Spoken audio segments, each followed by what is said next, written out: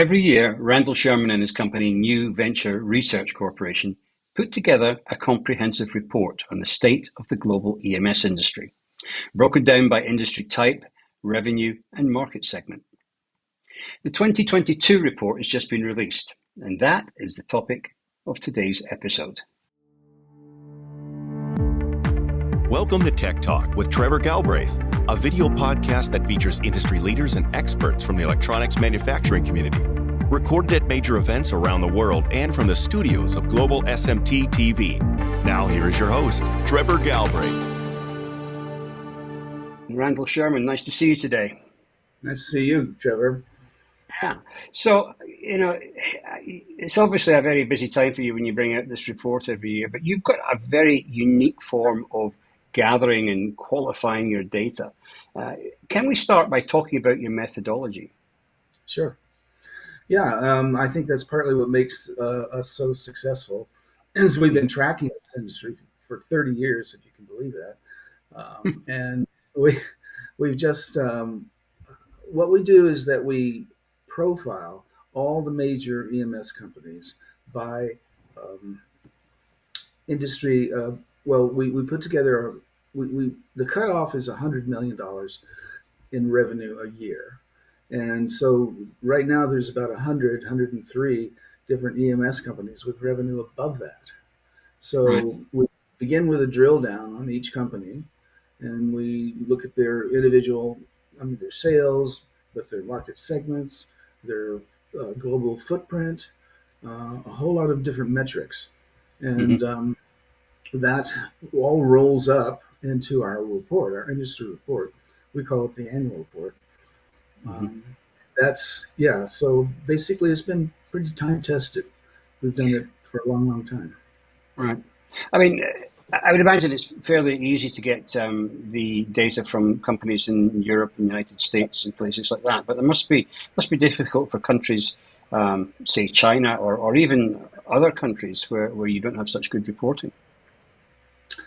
Yes, but fortunately, most of the EMS companies are public companies, which means they have annual reports and they have 10Ks and other types of publications, so we can get a lot of information from there. The private companies, we have a little bit different approach. We have a newsletter, and we rank what we call Manufacturing Market Insider, and we rank the private companies. And fortunately, they're forthcoming with their information because it's a marketing tool, and Right. so we have a survey that we put out, and we get really good feedback. So we're pretty strong on the quality of the data. Okay. So let's have a look then at some of the key trends that you've identified in your latest report. We'll start off with, I've got a little clip here, just a little graph showing the breakdown of the EMS and ODM market. Do you want to talk us through this? Yeah. So graphically, you can see that the growth of the markets over the years. We had a little bit of a flat year this year, but over the last 5 years, the market's grown by 7.7% compounded, and that's a pretty healthy number. And so when I first started looking at this, it was like maybe 100 billion, and now it's up to 561 billion revenue a year, and that's just for the EMS guys, and it's not the ODM guys. The ODM guys are kind of a special case because they have their own products, and what they're doing is leveraging those products and making other iterations for other people. But there's a slight conflict of interest there when they're competing against their customers. So the pure play EMS guys are more representative of the market, and that's the segment that usually grows the fastest. And it's been doing this for the last 30 years. It's been amazing how rapidly it's grown. I mean, there were years where it was growing 30% a year. Everyone was getting on board with the outsourcing philosophy, I guess you could say, which is basically a make versus buy decision. and the model, the business model works very well. Basically, the EMS guys take over the supply chain, and they leverage that. Plus, they have facilities that they operate up to 95% um, utilization. So it's that's how they make money, is on the margins there. On the margins, right? Okay. It's interesting though, because you did in your report, you actually say there was a bit of a dip in 2022, mostly around the computers and the notebooks and cell phones, that type of industry. Can you tell us why you think that happened? Well, it probably goes back to COVID, which in 2020 uh, depressed the market. But I was shocked to see that growth still continued even through COVID. So basically, in 21, people were buying up smartphones and PCs and tablets, and that was they were just getting connectivity and communication tools. So there's a Hmm. big surge, and that year the market grew by 15%, which was really unusual, especially with the pandemic. And Hmm. then this year, that was all that demand was fulfilled, and some of the traditional markets took over. So medical, automotive, industrial, those were the growth markets in 2022, and there was actually a reduction in demand and in the computer segments. Yeah. So that's it's overall. I mean, you get these swings all the time when you're dealing with electronics, and Hmm. but EMS, the EMS production of EMS has been consistently growing, Yeah. and I'm glad because it gives it's an interesting market to watch. Absolutely. We've actually got a breakdown, I think, also from your report of these segments. Now, where are we? We've got it here. Uh, so if we take a look at this, we can see that communications is still a big segment there at 38%, and computer behind it with 24%. So it's a huge part of the marketplace. Um, yeah. Just communications and computers alone account for about 66% of all revenue. And then there's a big segment in consumer, but that's mainly comprised of uh, digital TVs. And so Right. that's it. And you got more interesting business down into the what I would call slow, uh, high complexity, low volume. And you'll find that in medical and automotive. And, well, automotive certainly isn't low volume, Yeah. but I would have thought that the automotive was actually, would have been an area that was growing quite a bit more than that. But it's obviously still in its infancy. yeah, the EV market is really transforming the automotive industry, and the Hmm. EMS guys they want to do to the EV market what they did way back in the early '90s with PCB. They just you know OEMs didn't want to bother with that market anymore, Yeah. and they basically they had to develop their infrastructure and their capacity as well. Right. And so so they basically took over all that work and took it off the hands of the OEMs. Hmm. And there's Right. although a lot of the OEMs have divested themselves of Yeah. all that. Well, I think some of the OEMs in the automotive industry are having issues. They're struggling a bit because they're outsourcing so much.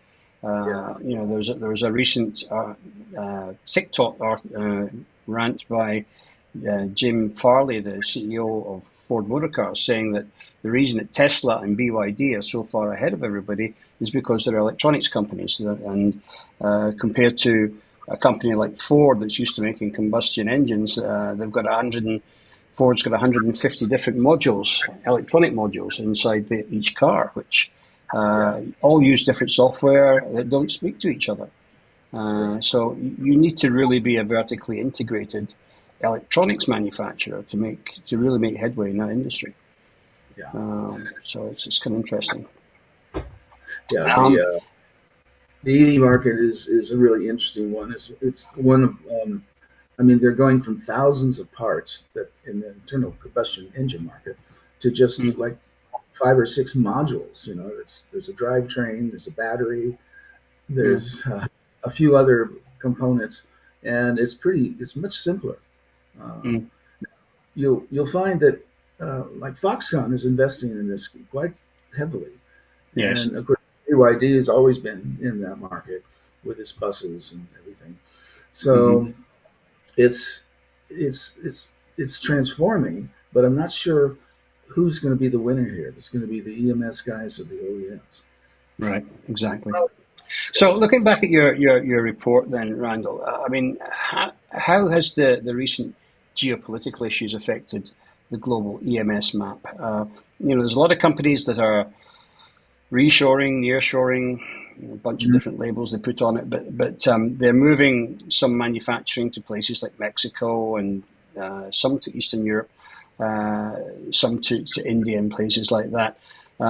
It's a combination, though, of not just reducing geopolitical risk. It's a combination of shortening the supply chain, taking the risk, de-risking the supply chain. In fact, but I mean, are you seeing that bearing out in your report? Are you seeing the shift of capacity going from one regional area to others? Oh yeah, it's been very disruptive, um, particularly when it comes to manufacturing in China, with the geopolitical problems that exist there between us and China, U.S. and China. So it's quite, yeah, it's been a lot of a lot of it's coming from their customers who are asking for alternative uh, production sites like Vietnam or Hmm. Thailand or Philippines, and they want to have contingency plans if things get worse, you know. Yeah. And it's but it's still nevertheless most of the production will stay in Asia, and it Hmm. looks like it's definitely going to grow there. Yeah. It's just that it's being distributed more Yes. among the various locations because they all have their strengths and weaknesses. But of course, in the U.S., we've got Mexico, which Hmm. offers a great release valve for quick turnaround products. And Hmm. yeah, so and then of course there's Eastern Europe and East Hmm. Europe, Yeah. and that's that's got some real potential as well. Uh, Hmm. but Hmm. for all the high volume stuff, all the smartphones and computers, that's going to stay in Asia. Right. Right. The companies that are moving, are you noticing any difference in, are they adding a lot of further automation to their new plants, Yeah. to deal There's with some. the problems with the labor shortages, etc.? Oh yeah, automation is the key, and Mm-hmm. so they're definitely adding. They're adding moving towards I think 4.0 and just industry 4.0 is what's driving a lot of the change. And in fact, when you think about it, the the SMT industry is the first robotics that came along. It was Mm-hmm. you know chips Yeah. into boards, and now that's moving up the supply chain, Right. and those guys are definitely investing in that pretty heavily. Some of them, like Jabil, have these amazing design centers that have 3D printing and lots of different um, uh, production capacity. Yeah. And so that's what the EMS guys are doing. They're trying to get the design, the development, the production, and even the repair of the Yeah. products.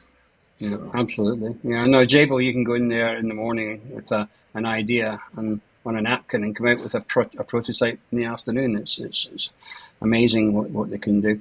Um, I want to just mention we were at Semicon West just a few weeks ago, and Semi actually claimed that the US industry alone was moving towards a $1 trillion industry.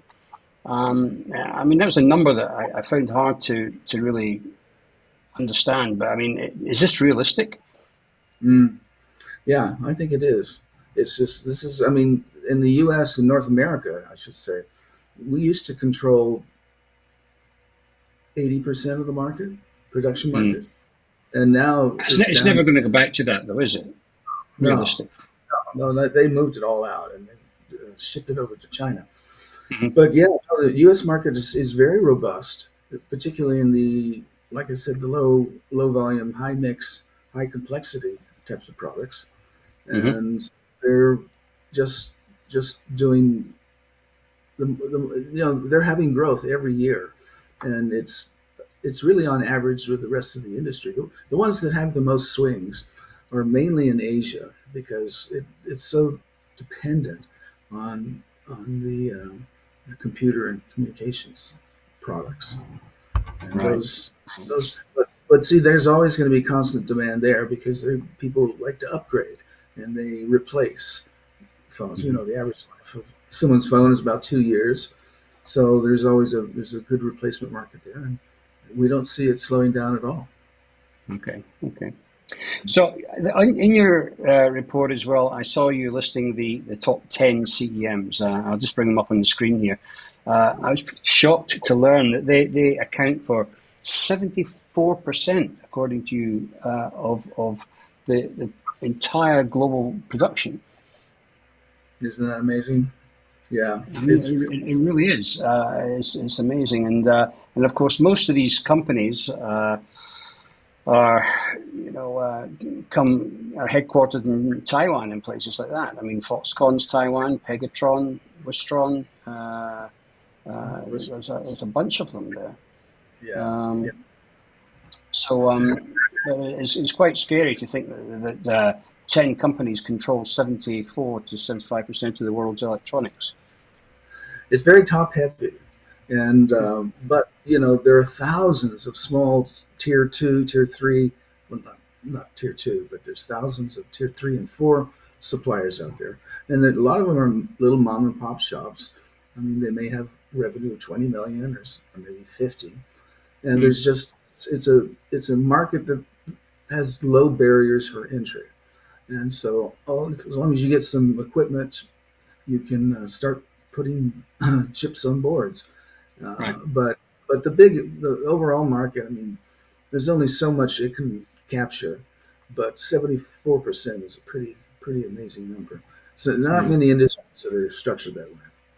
Yeah, absolutely.